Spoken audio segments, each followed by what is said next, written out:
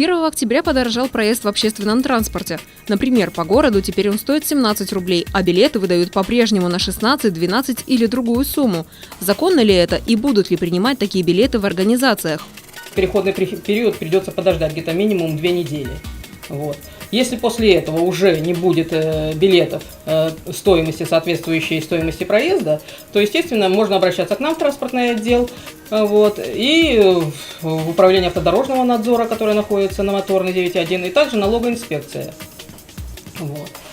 По поводу того, что не той стоимости выдаются билеты, можно выдавать билеты разной стоимости, но в основном проблема у людей в том, что оплата проезда, то есть если предприятие оплачивает проезд, они требуют с них билет единой стоимости. То есть если стоимость проезда 55 рублей, то и билет должен стоимостью 55 рублей.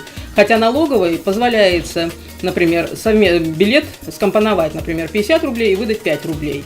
Но для людей это неудобно, и бухгалтерия у них это не принимает. В этом случае мы, те предприятия, которые хотят платить своим людям, оплачивать проезд, они присылают к нам запрос об установленном тарифе. И мы им даем справку, что на сегодняшний день действует такой-то тариф. Но после этого переходного периода, конечно, уже таких справок слать не придется.